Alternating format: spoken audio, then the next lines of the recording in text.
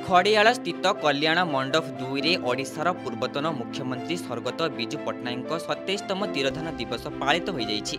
खड़ियाल निर्वाचन मंडली स्तरीय बिजू जनता दल तरफ आयोजित उक्त कार्यक्रम में नुआपड़ा जिला बीजेडी सभापति मनोज मिश्र सभापतित्व करथिबा बेले मुख्य अतिथि भाव में खड़ियाल विधायक तथा बीजेडी प्रार्थी अधिराज पाणिग्राही जगदे बिजू पट्टनायक परी जननेता समग्र विश्व में विरल बोली कहिथिले।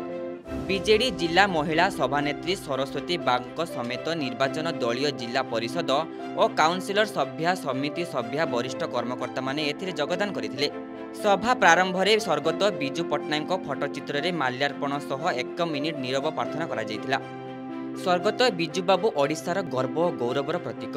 ओडिया मानंकु स्वतंत्र परिचय प्रदान करिबारे तांको भूमिका अतुलनीय बोली अतिथि माने मत प्रकाश करिथिबा सह तांको पाद अनुसरण करी एक श्रेष्ठ ओडिशा गठन पाई समस्ते उद्यम करने आह्वान देइथिले। एही अवसर में एक संकल्प पत्र को समस्ते पाठ करी शपथ नेइथिले। दीपक खमारी कार्यक्रम परिचालना करिथिले। आज प्रभात पुरुष बिजू बाबूंकर श्राद्ध दिवस से श्राद्ध दिवस उपलक्षे खड़ियाल निर्वाचन मंडली तरफ आज श्राद्ध दिवस पालन होछि। आपण माने देखुथिबे बहुत संख्यार बिजू परिवार समस्त माँ माने एवं समस्त नेतृमंडली आसिक एकत्रित होइछन्ति। आज सकाळु अर्पण कार्यक्रम हला। अर्पण कार्यक्रम पर माल्यार्पण कार्यक्रम हला एवं तापरे बिजू बाबूंकर जो नीति आदर्श अच्छी तार उपरे वक्ता माने विभिन्न मत रखिले। बिजू परिवार उद्देश्य कौन, बिजू परिवार ओडिशा कौन स्वप्न देखी, बिजू बाबू कौन स्वप्न देखी से विषय आज पुंखानुपुंखा आलोचना होती।